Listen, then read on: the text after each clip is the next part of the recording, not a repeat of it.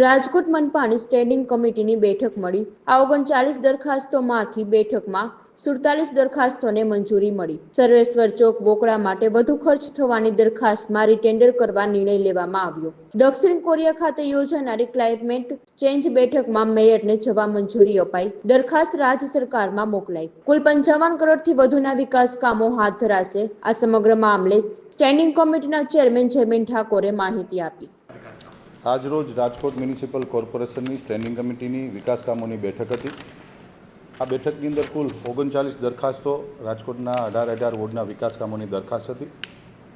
આ 39 દરખાસ્તમાંથી દરખાસ્ત નંબર 3 જે ગઈ સ્ટેન્ડિંગમાં પેન્ડિંગ રાખવામાં આવી હતી, સર્વેશ્વર ચોકમાં જે વોકડો નવો આધુનિક વોકડો બનાવી છે, એમાં ખર્ચ વધારાની જે દરખાસ્ત હતી 1 કરોડ 80 લાખ રૂપિયા એજન્સીએ વધુ માંગ્યા હતા।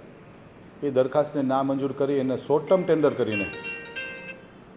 ટેન્ડર કરીને સ્ટેન્ડિંગ કમિટીમાં રજૂ કરું અને ચોમાસા પહેલાં એ કામ પૂર્ણ કરવાની દરખાસ્ત આજે એ દરખાસ્તને નામંજૂર કરીને નવી રીટેન્ડર કરવાની પણ આજે મંજૂર કરવામાં આવેલ છે।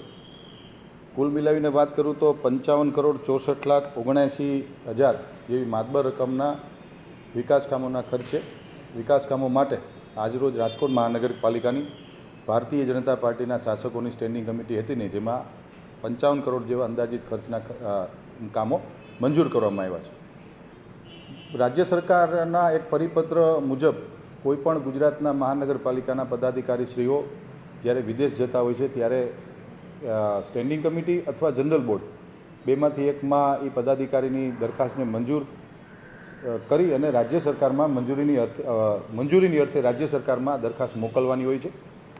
સાઉથ કોરિયામાં માનનીય મેયરશ્રી અને માનનીય સ્ટેન્ડિંગ કમિટી ચેરમેન બંનેને જવાનું હતું, પરંતુ બંને પદાધિકારી જો વિદેશ જાય તો 10 દિવસ જેવો સમય છે। 4 દિવસ ત્યાં સેમિનારમાં ભાગ લેવાનો છે અને 2 દિવસ જવાના અને 2 દિવસ આવવાના, તો 10 દિવસ જેવો ખાસો એવો સમય મહાનગરપાલિકામાં મુખ્ય પદાધિકારીઓએ ન જવું જોઈએ।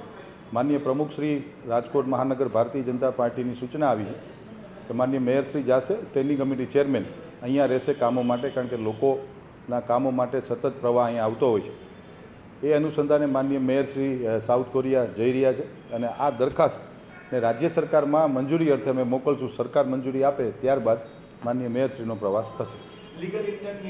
હા, એટલે એમાં એ દરખાસ્ત આવી હતી અને લીગલ ઇન્ટેન્ટ માટે માસિક 1 લાખ રૂપિયાના પગારથી 3 ઇન્ટેન્સ લીગલના કર્મચારીઓની જે પાર્ટ ટાઈમ ભરતી કરવાની હતી, એમાં વધુ અભ્યાસ અર્થે પેન્ડિંગ રાખી છે। દાખલા તરીકે અમદાવાદ, સુરત, વડોદરા મહાનગરપાલિકામાં આ કઈ પ્રકારે કામગીરી, કેટલો પગાર ચૂકવવામાં આવે, એ પેટર્નને ધ્યાનમાં રાખીને આવનારી સ્ટેન્ડિંગમાં પણ એ મંજૂર અથવા ના મંજૂર કરવામાં આવશે।